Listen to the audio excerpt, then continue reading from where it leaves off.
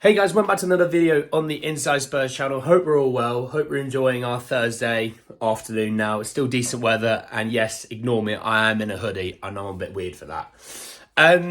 Finally got some good news, depending on how you may see it, but finally got some good transfer news, some activity.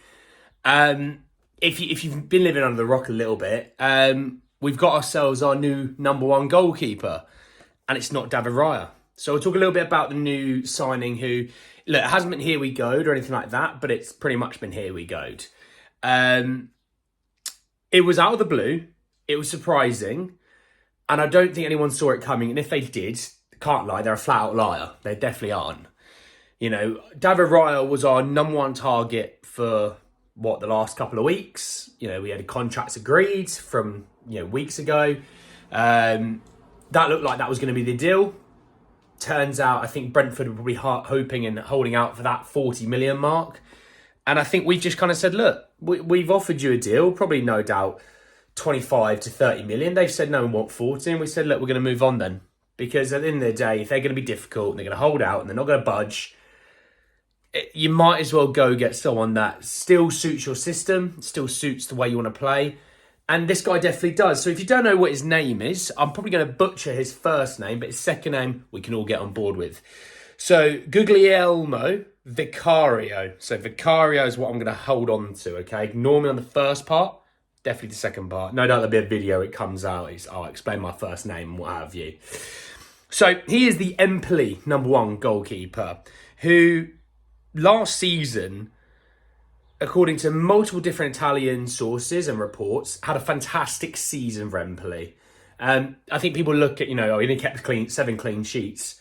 Yeah, but when you're not playing for one of the top teams in the Serie A, you're gonna ship some goals. When you look at his data breakdown, he was actually up there with Onana and Maignan as the three best goalkeepers in Serie A last season.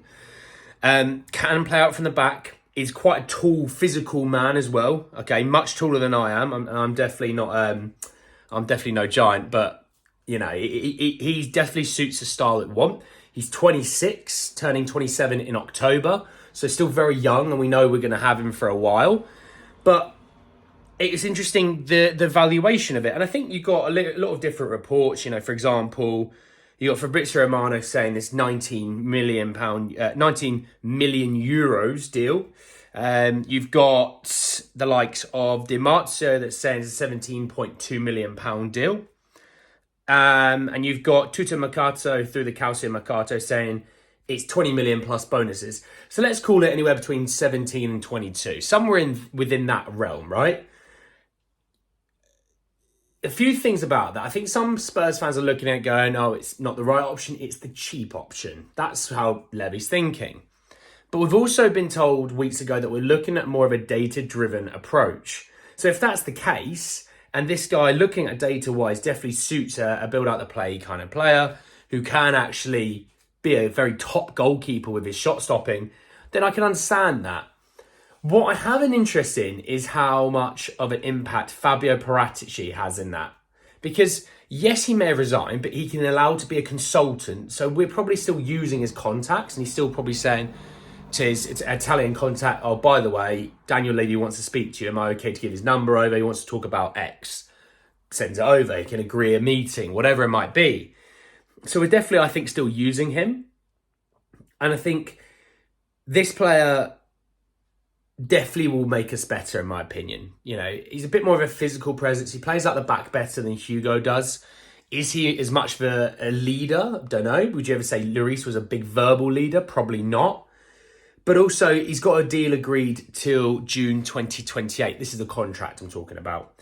So it is very interesting with Vicario as, was he ever our number one options? I can't ever say that he was. He was never touted on that list of players that we wanted. We wanted, obviously, Raya. We talked about, Robert Sanchez at Brighton. They talked about the Valencia goalkeeper. They talked about quite a few different goalkeepers. I think Kobel from Dortmund was on the list as well. So I'm not going to say he was the main option, but I'm not going to say he wasn't part of the list, because I think over time we've not seen certain deals coming. None of us really saw the Basuma deal hit until it was deal agreed, he's going to his medical.